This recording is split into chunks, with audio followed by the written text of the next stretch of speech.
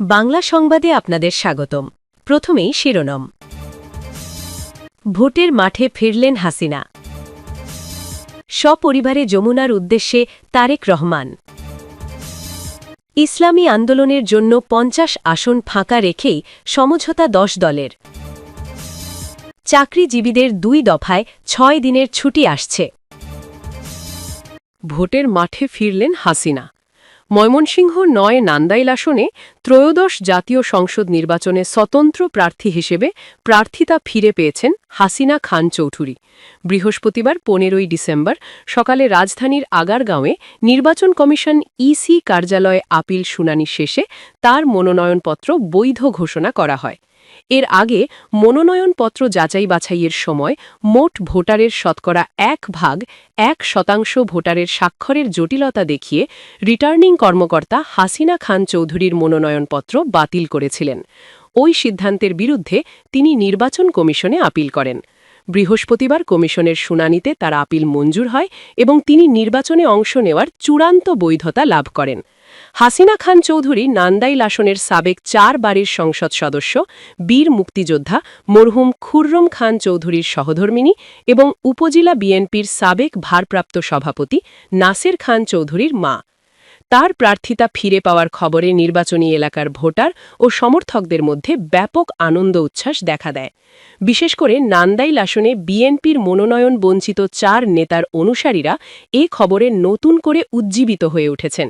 তারা মনে করছেন হাসিনা খান চৌধুরীর নির্বাচনে অংশগ্রহণ লড়াইকে আরও প্রতিদ্বন্দ্বিতামূলক করবে। সপরিবারে যমুনার উদ্দেশ্যে তারেক রহমান।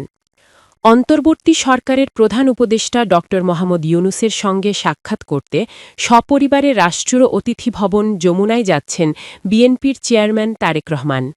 বৃহস্পতিবার ১৫ জানুয়ারি সন্ধ্যা ৬:৩০টার দিকে তারেক রহমানকে বহনকারী গাড়ি যমুনার উদ্দেশ্যে রওনা হয়। এর আগে বিকেলে রাজধানীর ফরেন সার্ভিস একাডেমিতে সমসাময়িক ইস্যুতে আয়োজিত ব্রিফিংয়ে আইন উপদেষ্টা জানান, তারেক রহমান সপরিবারে প্রধান উপদেষ্টার সঙ্গে সৌজন্য সাক্ষাৎ করবেন। রাজনৈতিক কোনো এজেন্ডা নেই। দেশে ফেরার পর এটাই হতে যাচ্ছে প্রধান উপদেষ্টার সঙ্গে তারেক রহমানের প্রথম আনুষ্ঠানিক সাক্ষাৎ। এর আগে গত বছরের মে মাসে লন্ডনে অধ্যাপক ইউনূস ও তারেক রহমানের মধ্যে বৈঠক হয়েছিল, যে বৈঠকেই আগামী ফেব্রুয়ারির দ্বিতীয়ার্ধে নির্বাচনের বিষয়ে আলোচনা করেছিলেন তারা। সেই ঘোষণা অনুযায়ী আগামী ১২ ফেব্রুয়ারি ত্রয়োদশ জাতীয় সংসদ নির্বাচনের তফসিল ঘোষণা করা হয়েছে। উল্লেখ্য, দীর্ঘ ১৭ বছর পর গত ২৫ ডিসেম্বর দেশে ফিরেছেন তারেক রহমান। তার সঙ্গে দেশে ফিরেছেন স্ত্রী ড জুবাইদা রহমান এবং কন্যা ব্যারিস্টার জাইমা রহমান। আসন্ন জাতীয় সংসদ নির্বাচনে ঢাকা ১৭ ও বগুড়া ৬ আসন থেকে ধানের শীষে নির্বাচন করছেন তারেক রহমান। এনটিআরসিএ নিবন্ধনধারীদের দাবির কথা শুনলেন তারেক রহমান। বাংলাদেশ জাতীয়তাবাদী দলের বিএনপির চেয়ারম্যান তারেক রহমান রাস্তায় দাঁড়িয়ে এনটিআরসিএ কর্তৃক নিবন্ধনধারী নিয়োগ প্রত্যাশীদের দাবির কথা শুনেছেন। বৃহস্পতিবার ১৫ জানুয়ারি দুপুরে গুলশানে বিএনপি চেয়ারম্যানের রাজনৈতিক কার্যালয়ের সামনে তাদের দাবির কথা শোনেন তারেক রহমান। বিষয়টি নিশ্চিত করেছেন দলটির মিডিয়া সেলের সদস্য সাইরুল কবির খান। সরেজমিনে দেখা যায় বিকেল ৩:৩০টার দিকে তারেক রহমান গুলশানের বাসা থেকে গাড়িতে করে রাজনৈতিক কার্যালয়ে প্রবেশ করেন। এ সময় কার্যালয়ের বাইরে এনটিআরসিএ কর্তৃক নিবন্ধনধারী নিয়োগ প্রত্যাশীরা অপেক্ষা করছিলেন। এ সময় তারেক রহমান কার্যালয়ের ভেতরে প্রবেশ করে সঙ্গে সঙ্গে আবার গেটের বাইরে বেরিয়ে আসেন। তিনি নিবন্ধনধারীদের সঙ্গে কুশল বিনিময় করেন এবং তাদের দাবির কথা শোনেন। চাকরিজীবীদের ২ দফায় ৬ দিনের ছুটি আসছে আসন্ন ফেব্রুয়ারিতে। ২ দফায় ৬ দিনের ছুটি পাচ্ছেন সরকারি চাকরিজীবীরা। ক্যালেন্ডার অনুযায়ী মাসের প্রথমার্ধে মাত্র ১ সপ্তাহের ব্যবধানে ২ দফায় টানা ৩ দিন করে এই ছুটি পাওয়ার সুযোগ তৈরি হয়েছে। এর মধ্যে পবিত্র শবে বরাতকে কেন্দ্র করে প্রথম দফায় ছুটি পাওয়া যাবে।